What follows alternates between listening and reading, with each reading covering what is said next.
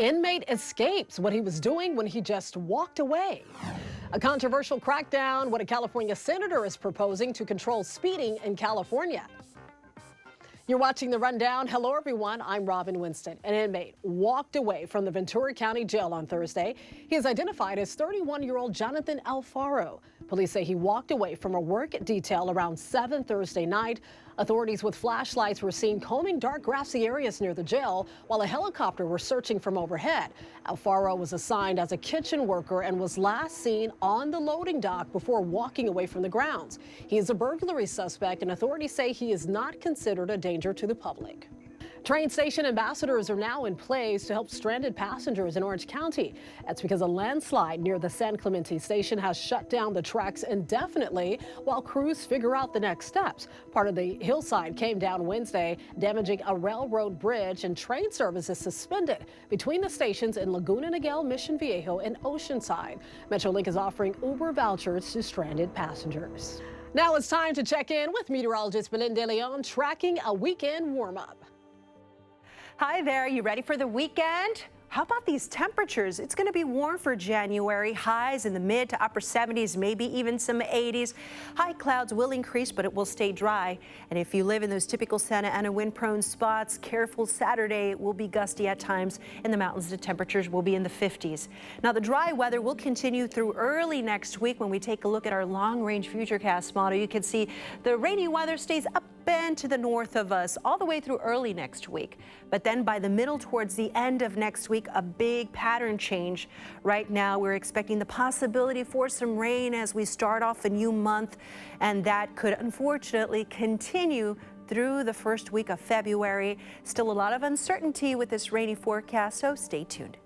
January 26 marks the somber anniversary here in Los Angeles. 4 years ago, Kobe Bryant, his daughter Gianna, and 7 other people were killed in a helicopter crash in Calabasas.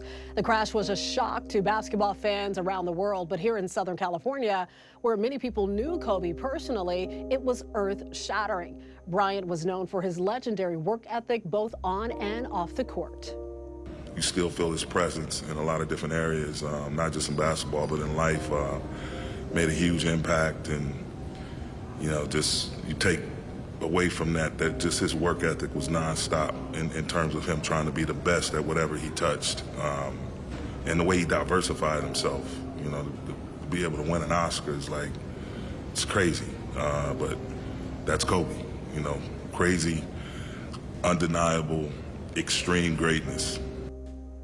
That was Lakers head coach Darvin Ham. Ham says even though he's no longer around, Kobe will continue to inspire generations to come.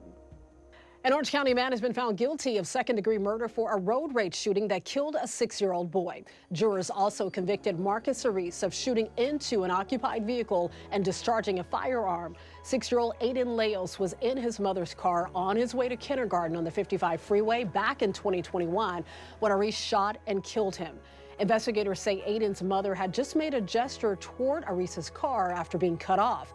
Ariz faces 40 years to life in prison when he's sentenced in April. 3 weeks after a blowout on an Alaska Airlines flight over Portland, Oregon, the airline says it's putting some Boeing 737 MAX 9 planes back into service.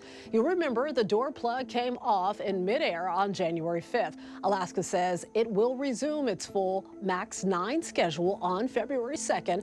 But before those existing planes can fly again, they'll have to pass a rigorous inspection process laid out by the FAA. There's a controversial new proposal to crack down on speeding in California. A state senator from the Bay Area wants all new cars sold in California to come with a speed limiter. The feature would keep cars, trucks, and SUVs from going no more than 10 miles an hour over a posted speed limit. The goal is to curb traffic deaths and injuries. If the proposal passes, it would take effect in 3 years. Disbelief after it was announced a highly successful all-girls middle and high school in Thousand Oaks will be closing at the end of the current academic year.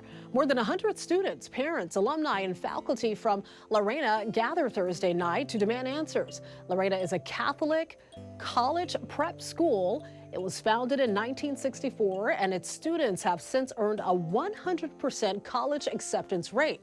In an email, the school board says it will close in June because of lagging enrollment, inflation, the rising need for tuition assistance, and diminished reserves. But some teachers and parents say that reasoning does not make sense.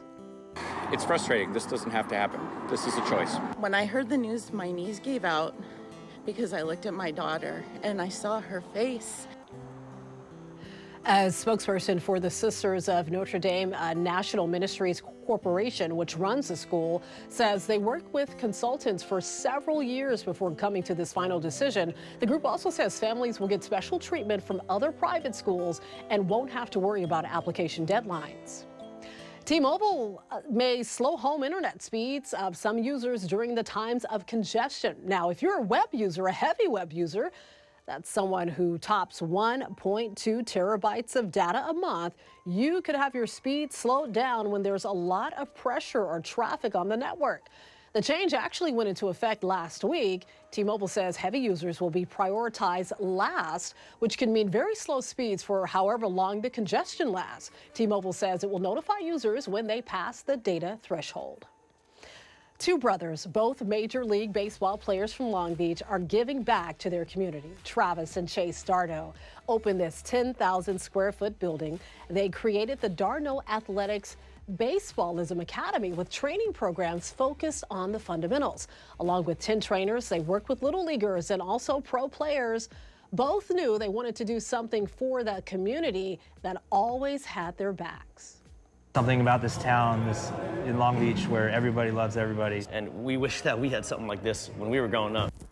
Love to see it. Chase retired in 2019, while Travis still plays for the Atlanta Braves and has a World Series win under his belt. We're just 6 months until the start of the 2024 Paris Olympic Games. NBC and Peacock are gearing up to bring you the unprecedented coverage of all the events. And recently, we spent some time at UCLA with the team training long hours for the games. Here's NBC4's Lynette Romero.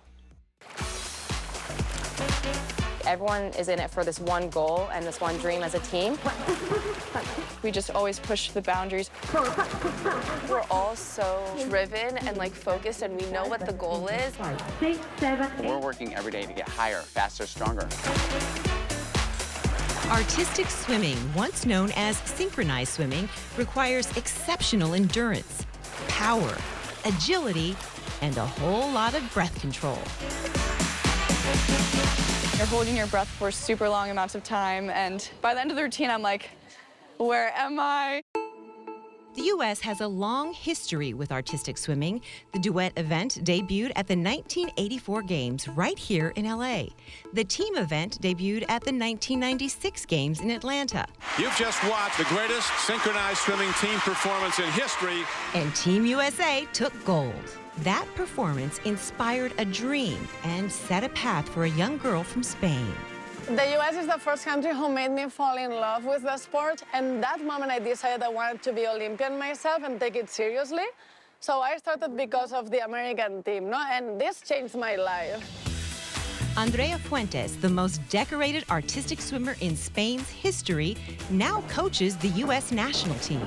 The United States has not qualified a full artistic swimming team since 2008. If I can be the one bringing them up to the top again, that will be the dream, no? That's why I'm here. The team won silver at the recent Pan Am Games, but it wasn't enough to qualify for the Olympics. Their next chance to punch their ticket to Paris will be the World Championships in February.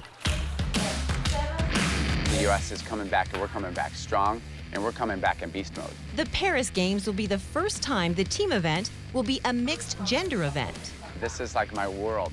I love artistic swimming. Bill May remembers the very moment the announcement was made. So it was December 17th at 9:42 p.m. Pacific Standard Time. And that's the day that I will never forget. I think it's awesome. It's a great evolution for our sport. The team goes into Worlds with a routine that has a high degree of difficulty. Coach Fuentes makes no apology for being bold. I don't want to be careful or play safe. Let's see how the others do. No, let's lead the way. So let's go. Let's go, and if we fail, at least we didn't die as a chicken, no? We have no fear. We're gonna hit that pool and come in like, a freight train. and we're not going to let anything stop us. And there's not going to be anything that stands in between us and attaining that Olympic medal. Let's go. Let's do it. We're rooting for them. Justin Timberlake's year is off to a very busy start. Shortly after releasing his first new song in 6 years and announcing the new album, he had something else in store for fans. What is happening right now? Oh, that. Yes! Oh, yeah, I'm going on tour. And the crowd goes wild. Yes, that. The Forget Tomorrow World Tour is set to kick off in April. It'll make a stop at the Kia Forum May 17th. The tickets go on sale February 2nd. Disneyland Paris has reopened its hotel after a royal renovation that took 2 years. Well, check out these photos from inside the resort. Quite nice, right? It features 487 rooms and suites and experiences designed to make guests feel like royalty, too. One luxury is the option to choose from 7 different types of pillows on the resort's pillow menu. That sounds fancy. Guests also have their own exclusive entrance to Disneyland Park, along with early access and other perks. And children are invited to try exciting interactive and augmented reality experiences at the Royal Kids Club. That's a space that's dedicated to them. Certified cast members also provide up to 2 hours of free supervised care for hotel guests ages 4 through 11. A one-night stay with 2 Disneyland Paris Park days included will start you at over $950 for 2 guests. If you go, take me with you. I'll be your guest. Complimentary, that is. You can always get news and weather updates on the NBCLA app at our website, NBCLA.com. And be sure to tune into Today in LA on NBC4, weekdays 4 to 7 a.m. I'll be helping you get around with traffic reports throughout your morning commute. I'll see you next time on The Rundown.